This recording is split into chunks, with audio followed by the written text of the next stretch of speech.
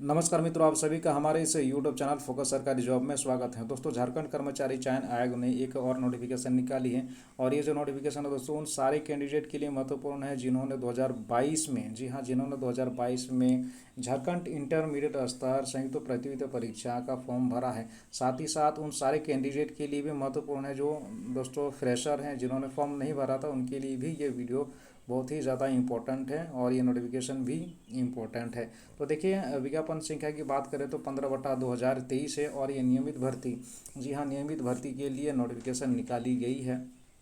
तो चलिए बात करते हैं परीक्षा शुल्क की। तो परीक्षा शुल्क जो है 100 रुपये देना होगा जनरल को, जबकि ST SC को 50 रुपये देने होंगे परीक्षा शुल्क के रूप में। अब आइए बात करते हैं दोस्तों 2022 में जिन्होंने फॉर्म भरा था तो उनको क्या करना है। देखिए, 2022 में आपने इसी फॉर्म को भरे थे 7/2022 विज्ञापन संख्या और 8/2022 विज्ञापन संख्या, नियमित भर्ती और बैकलॉग भर्ती के लिए आपने जो फॉर्म भरे थे दोस्तों, तो आपको नए सिरे से फॉर्म भरना है।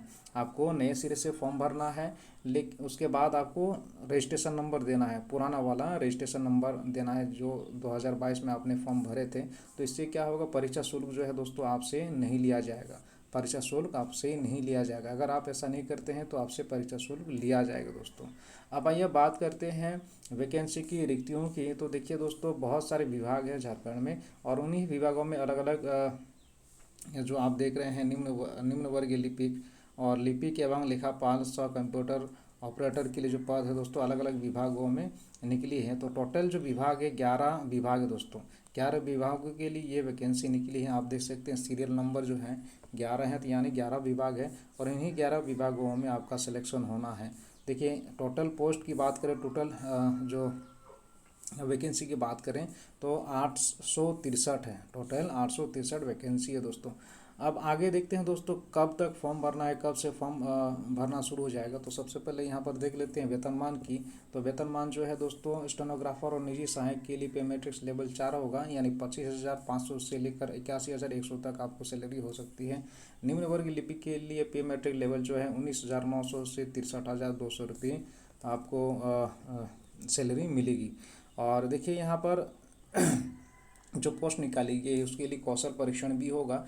आंसू लेखन के लिए यहाँ पर देखिए, आंसू लिपि परीक्षा सफल होने के लिए अभ्यर्थियों को किन्हीं आंसू लेखन में 80 शब्द प्रति मिनट तथा हिंदी टंकन में 30 शब्द प्रति मिनट की गति से आपको टाइपिंग करना होगा दोस्तों। अनुसूचित जनजाति अनुसूचित जाति के लिए 25 शब्द प्रति मिनट रखी गई है।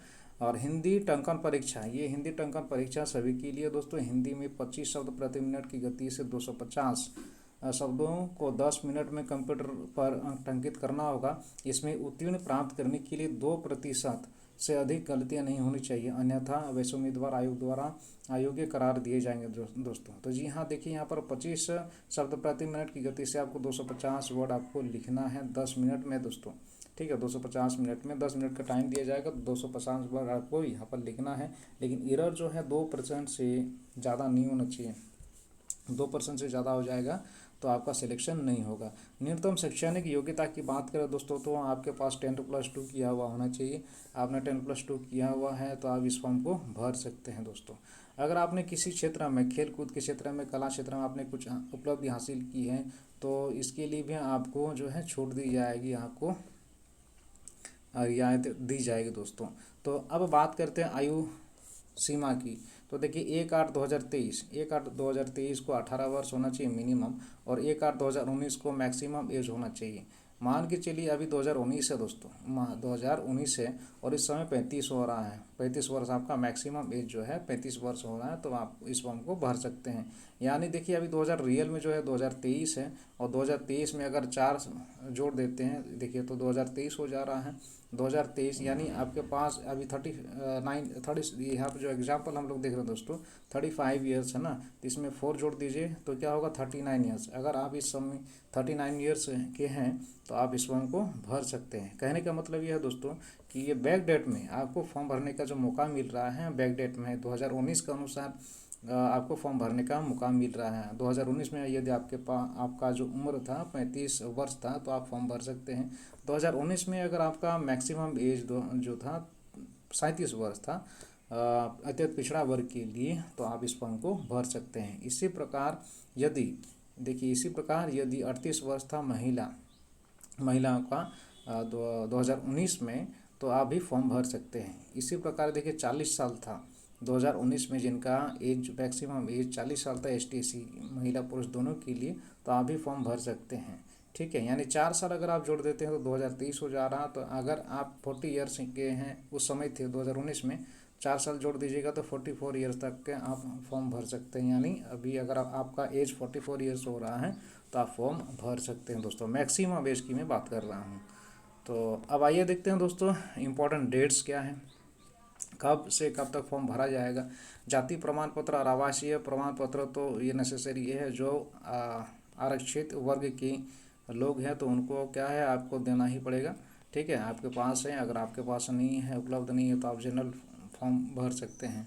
देखिए ऑनलाइन पत्र को भरना और समर्पित करने की जानकारी यहाँ पर दी गई है, तो ये बताने की ज़रूरत नहीं है, आपको मालूम ही है। तो चलिए देखते हैं इम्पोर्टेंट डेट्स क्या है। तो इम्पोर्टेंट डेट्स देखिए यहाँ पर रजिस्ट्रेशन जो शुरू होगा 20 अक्टूबर से 19 नवंबर तक के मध्य रात्रि तक फॉर्म भर सकते हैं, रजिस्ट्रेशन कर सकते हैं दोस्तों। परीक्षा शुल्क जो है भुगतान होगा 22 नवंबर की मध्य रात्रि तक, अंतिम तिथि है 22 नवंबर।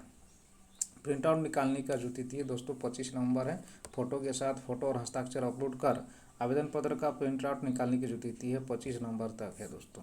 आप देखिए अगर आपका फॉर्म गलत हो जाता है किसी वजह से तो आप संशोधन कर सकते हैं 27 नवंबर से 29 नवंबर के बीच में। तो इसी को आप ध्यान रखिएगा। अगर आपको करेक्शन करना होगा तो ये अंतिम तिथि को याद रखिएगा 27 से 29 नवंबर के बीच में तक, या फिर आप फोन जो है करेक्शन कर सकते हैं। तो ये दिया गया परीक्षा शुल्क भुगतान करने की प्रक्रिया तो ये बताने की ज़रूरत ही नहीं दोस्तों। ठीक है, आप सभी जानते हैं। अब थोड़ा सा देख लेते हैं पाठ्यक्रम दोस्तों। जी हाँ, क्या कैसे पैटर्न है ये हमें थोड़ा सा देख लेना चाहिए। देखिए परीक्षा का जो स्वरूप है, देखिए आयोग द्वारा OMR आधारित परीक्षा ली जाएगी, यानी OMR सीट पर ली जाएगी। यदि परीक्षा विभिन्न समूहों में लिया जाता है तो अभ्यर्थियों के प्राप्तांक का नॉर्मलाइजेशन किया जाएगा। कहने का मतलब यह है दोस्तों कि अलग अलग डेट में एग्ज़ाम होता है तो उस समय नॉर्मलाइजेशन किया जाए एवं मेधा सूची उनके प्राप्तांक के नॉर्मलाइज्ड अंक के आधार पर किया जाएगा। तो उसके बाद ही मेधा सूची तैयार की जाएगी और परीक्षा फल प्रकाशन के पश्चात उन्हें नॉर्मलाइज्ड अंक ही दिया जाएगा। ठीक है, नॉर्मलाइज्ड अंक ही दिया जाएगा तो अगर अलग अलग डेट में एग्ज़ाम होता है तो। परीक्षा का स्वरूप निम्न प्रकार होगा देखते हैं। परीक्षा का स्वरूप जो है एवं पाठ्यक्रम देख लेते हैं। परीक्षा का चरण मुख्य परीक्षा में ली जाएगी दोस्तों, तो एक चरण में ली जाएगी। ठीक है, एक ही दिन में एग्ज़ाम होगा। तो परीक्षा में सभी जो प्रश्न है वस्तुनिष्ठ प्रकार के होंगे, बहुविकल्पीय होंगे और एक प्रश्न का पूर्ण अंक जो होगा दोस्तों 3 होगा और प्रत्येक सही उत्तर के लिए 3 अंक दिए जाएंगे, जबकि गलत उत्तर के लिए 1 अंक की कटौती की जाएगी दोस्तों। भाषा विषय को छोड़कर अन्य विषयों के प्रश्न हिंदी और अंग्रेजी भाषा में होगा। ठीक है, रीजनल लैंग्वेज जो है दोस्तों, जैसे खोटा हो गया, नागपुरी हो गया, तो ये सब जो भी बांग्ला जैसे हो गया है ना, तो ये सब अपने लैंग्वेज में होगा। लेकिन यहाँ जो दूसरा क्वेश्चन सब होगा हिंदी और अंग्रेजी भाषा में होगा। मुख्य परीक्षा की बात करें तो यहाँ पर देखिए मुख्य परीक्षा के लिए 3 पत्र होंगे। यह 3 पालियों में ली जाएगी। प्रत्येक पत्र की अवधि जो होगी 2 घंटा होगी दोस्तों। तो यहाँ पर देखिए पेपर 1 है। पेपर 1 में 120 क्वेश्चन होगा और परीक्षा का जो टाइमिंग हो 2 घंटे होगा और इसमें हिंदी और अंग्रेजी भाषा का ज्ञान पूछा जाएगा। 60 प्रश्न है, यानी 120 प्रश्न हो गया। पेपर 2 में आपको रीजनल लैंग्वेज लेना है। ठीक है, पेपर 2 में रीजनल लैंग्वेज लेना है। यहाँ इतने सारे लैंग्वेज दिए, हिंदी, अंग्रेजी, उर्दू, संथाली, बांग्ला इत्यादि आप देख सकते हैं दोस्तों।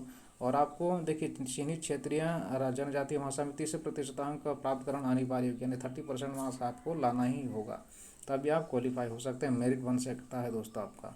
ठीक है, पेपर 3 में देखिए पेपर 3 में 120 क्वेश्चन है। परीक्षा की अवधि की बात करें तो 2 घंटा है और यहाँ पर 3 पेपर लिए जाएंगे दोस्तों। पेपर नहीं, टॉपिक है ना, सब्जेक्ट। सामान्य ज्ञान हो गया, झारखंड राज्य से संबंधित ज्ञान है। कंप्यूटर पर हिंदी टंकन से संबंधित प्रश्न पूछे जाएंगे। तो टोटल जो है 120 क्वेश्चन होगा।